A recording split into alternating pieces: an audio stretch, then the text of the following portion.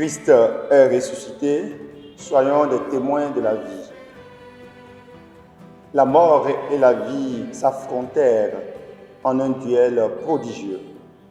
Le maître de la vie mourut, vivant, il règne. Cet extrait de la séquence de cette grande solennité souligne bien Pâques comme une fête de la vie. La vie a vaincu. Nous sommes créés pour la vie. Et c'est d'ailleurs l'unique chose que nous recherchons tous, secrètement, à l'intime de nos cœurs, la vie, vivre. Face à l'expérience tragique et décapante de la mort, nos cœurs se rebellent, armés de cette certitude inexplicable. La vie ne peut finir.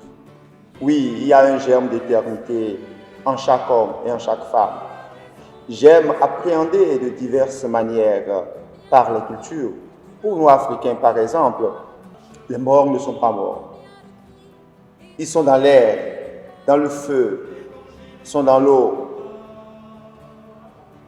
Mais depuis cette sainte nuit où le Christ, ayant assumé notre condition humaine, descendant jusqu'au séjour de la mort, par amour pour nous, depuis que le Christ est donc sorti vivant du tombeau, la lumière à lui, au cœur même de la mort. Le Christ est notre vie. Le Christ est notre résurrection. Nous sommes donc promis à la vie. Nos morts sont en Dieu. Ils sont avec Dieu. La vie aura le dernier mot. Vivre, avoir la vie, c'est donc accueillir le Christ, lui qui est venu, pour que nous ayons la vie et que nous l'ayons en abondance. Notre résurrection ne se situe donc pas seulement à la fin de la vie, de notre vie, mais elle commence déjà en cette vie. Par le baptême, nous sommes morts avec le Christ et nous vivons en lui. Le sacrement de la pénitence, baptême au quotidien, nous relève des forces de la mort. Et c'est d'ailleurs la finalité de tous les sacrements, surtout de l'Eucharistie, qui nous maintient dans la vie de Dieu, qui nous donne la vie de Dieu. La vie de Dieu se forme ainsi en nous et nous transforme de l'intérieur. Celui qui mange ma chair et boit mon sang aura la vie. Il aura la vie éternelle. Nous sommes donc des vivants et nous devons déjà, sur cette terre, anticiper la résurrection. Quand je me résigne face aux pesanteurs, aux épreuves, aux échecs inéluctables de toute vie, je participe à ma propre mort. Mais quand, me laissant porter par la lumière du ressuscité, qui lui, au fond même de la nuit, la plus profonde, je poursuis la marche, la montée, cette toujours pas facile de la vie, espérant contre toute espérance, c'est la Pâque existentielle. Quand j'enterre mon frère et ma sœur dans les tombeaux du mal, de la calomnie, du mensonge, de la médisance, de l'injustice promue par le silence coupable ou la peur de perte des avantages, au nom d'une force brute, brutale ou occulte, je poursuis ainsi l'œuvre de mort des meurtriers du Christ et je suis un nouveau Pilate.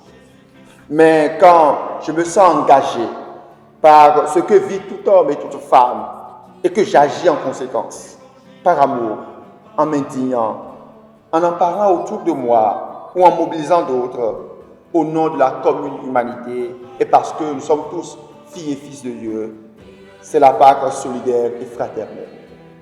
Quand je détermine la détresse humaine sous toutes ses formes comme un prétexte pour supprimer la vie innocente, la vie qui naît, ou me donne des motifs pour agresser et tuer l'autre parce que je suis fort actuellement, ou dispose d'engins sophistiqués au culte de la mort, c'est la nuit en plein jour, c'est la barbarie en pleine civilisation. Mais quand je fais le pari de la vie, en apportant soutien et consolation aux personnes en détresse diverses, tout homme et toute femme vit ainsi dans la dignité. C'est la Pâque humaine. Quand je me laisse tétaniser par les forces occultes et les phénomènes paranormaux, par l'abdication pure et simple de ma raison, je suis complice d'une culture de mort. Mais quand porté par la foi que la vie est plus forte que la mort, que l'amour est plus fort que la haine, quand alors j'ose tout au moins soumettre ces forces occultes ou phénomènes paranormaux à la raison droite, sans aucune prétention de les comprendre, les mentalités se libèrent ainsi. C'est la Pâque culturelle. Quand je refuse de pardonner à mon frère ou à ma soeur parce qu'il m'a fait mal, alors que moi aussi je fais mal, quand je continue de nourrir une tradition de la division familiale, ethnique, au nom de quelques ressentiments, je mets simplement la société en agonie de mort. Mais quand par la force de la réconciliation qu'apporte la grâce de la résurrection, je vais au-delà du mal. Pour rejoindre l'autre, je lui redonne vie, je le ressuscite et je suis ressuscité. C'est la Pâque sociale. Quand au nom d'intérêts égoïstes, je légitime les raccourcis. Quand je profite de mes positions pour les règlements de compte, quand au nom de mon pouvoir, j'ai la mauvaise conscience d'être maître de la vie et de la mort des autres, quand je recours à la violence pour légitimer ma vision, je sème la mort de milliers d'hommes et de femmes. Mais quand je respecte le bien commun, quand je favorise l'amitié sociale, quand je considère l'autorité comme service et le développement au service de l'homme, la patrie renaît, le pays est debout. C'est la Pâque politique. Quand je vis ma foi sans incidence sociale, politique, seulement pour moi et pour ma sécurité spirituelle, je participe à la mort de Dieu et je deviens disciple des philosophes du soupçon qui ont décrété que Dieu est mort.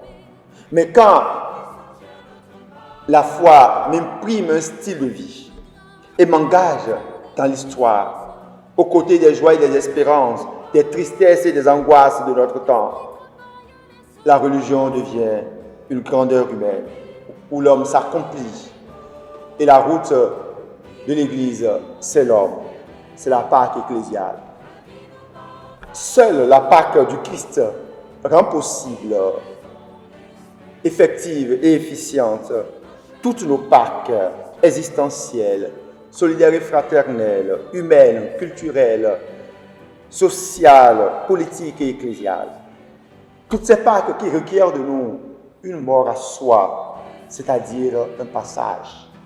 Devenons, à partir de cette Pâque du Seigneur, des hommes et des femmes de passage.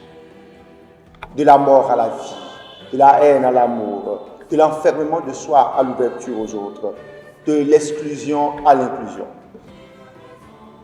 C'est à l'avènement de ces diverses Pâques qu'œuvre l'école d'initiation théologique et pastorale. Elle poursuit la modeste ambition de faire de nous des témoins et des agents de résurrection dans nos milieux de vie et de travail, à partir de nos cultures. Participons donc aux résurrections anticipées. Soyons des combattants pour la vie, devenons des pro-life. Joyeuse Pâques à nous tous. Que le Christ renouvelle nos cœurs et nos mentalités.